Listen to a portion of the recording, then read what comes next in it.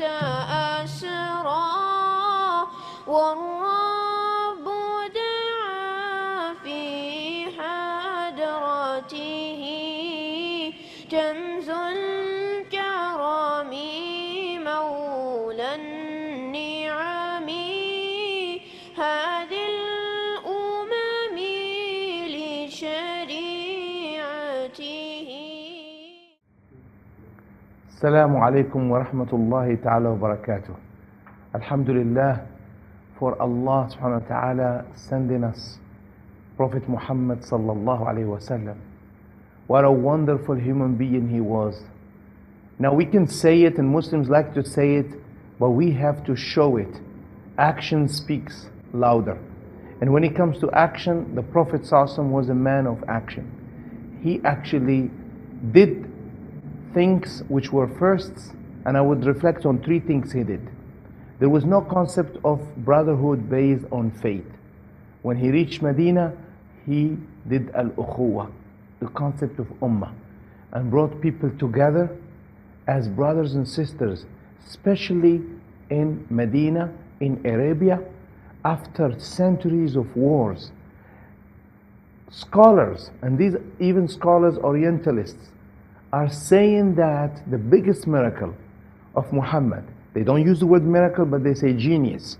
They say the biggest thing Muhammad, peace be upon him, did was that he changed the society of warring tribes that did not have a government into a society that was a civilization with a stable, reliable, just government in Medina.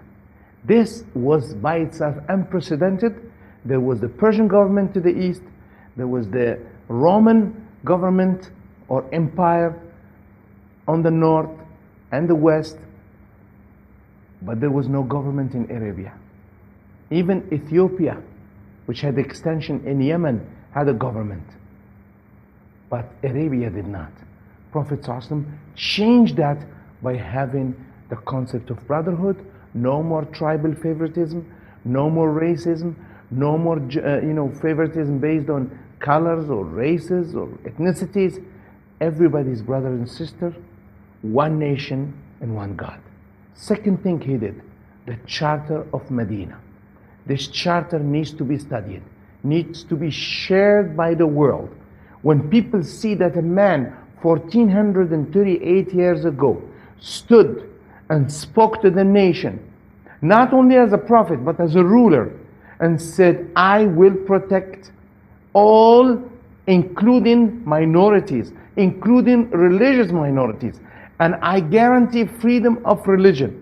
Yes, he's the prophet, and they didn't believe in him, and still he protected their right to worship. Lakum dinukum waliya din. And therefore, the charter or constitution of Medina, known as Sahifat al-Madinah, very important to be studied. And this is unprecedented, given where humanity was 1438 years ago. It didn't happen in China, it didn't happen in Rome, it didn't happen nowhere in the world. But this man, Muhammad sallallahu alaihi wasallam, was the first ruler who stood and guaranteed the freedom of religion, the freedom of expression, the freedoms with responsibility. Third thing he did, he declared Medina as a Haram. And the first thing he did, he cleaned Medina. It was polluted. Medina was known for having humma, fever.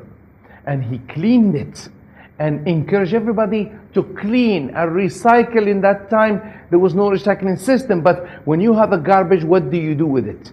Qummama. You take it and you make sure you dispose of it in a proper way. Things to bury, things to burn. It was a proper thing. Aisha radiallahu anha said, may Allah be pleased with her, she said Medina was filthy, was dirty, in today's language was polluted, and he cleaned it. And there was a cleaning campaign, and alhamdulillah, that's why we say Al-Madinah Al-Munawwara, the city of light. People came and made observation.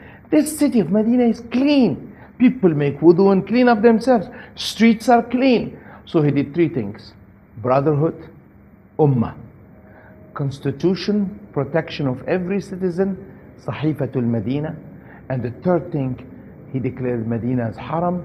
Nobody was allowed to do crime, to shed blood, to cut trees, to kill animals. It was non-violent environment, because you cannot have peace unless you have brotherhood, unless you have constitution and rights protected, and unless you have, a place, non-violent environment. This is by itself the best way to build for peace.